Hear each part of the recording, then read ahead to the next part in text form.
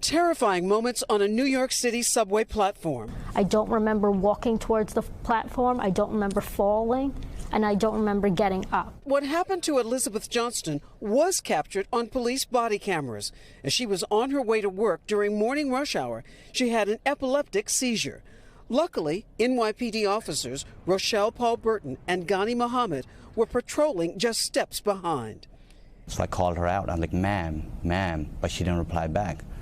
So I ran after her, just trying to, stop her, or, because at that point, I don't know if she was suffering anything, or, if she seemed a little disoriented, but other than that, she just passed me 15, 20 seconds before that, and she was walking fine. But by the time I got to her, she fell on a track, and the way she fell, once I got there, you could see her head had hit the track, the metal track. So at that time, I just jumped down and I picked her up. Did you think twice before you jumped onto the tracks? No. It was a daring move just as a train was coming. I have to get her up, or I have to get her safety. Because if you don't, she could have been killed. There is no ifs. Did it run through your head that this is a life and death situation? That's why we are NYPD. That's why, we wear this uniform, and that's the way, we were trained. It was scary. Partners for almost 4 years, they know each other so well, they acted instinctively. When Muhammad jumped onto the tracks and pushed Elizabeth up, Officer Paul Burton was there to pull her onto the platform. They didn't discuss it. No conversation needed. I was just there at the right time. Any other person would do the same thing. Elizabeth says she has no memory of what happened, but watching the video that went viral is overwhelming for her. My heart is throbbing.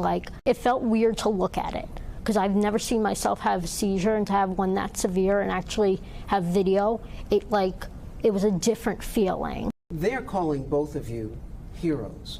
If I wasn't there, if there was any other police officer from NYPD was there, he was going to do the same thing. But Elizabeth doesn't see it that way. Obviously, I have 2 guardian angels now, and I will never forget about them. And Rahima Ellis joins us now from police headquarters in Lower Manhattan. Rahima, just an incredible story. If those officers hadn't been there, she probably wouldn't still be with us right now. But you just spoke with her a short time ago. Is she still in shock? I think so. She's a very calm young woman, 25 years old.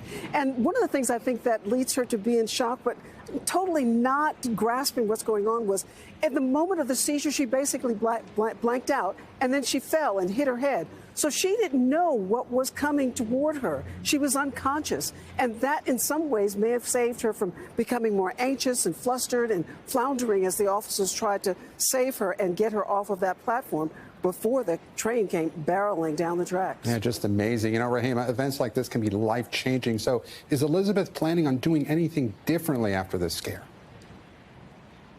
I didn't get the sense of that, because while she acknowledges living with epilepsy, she says there's challenges to her life, but she gave me the sense that she intends to live her life to the fullest.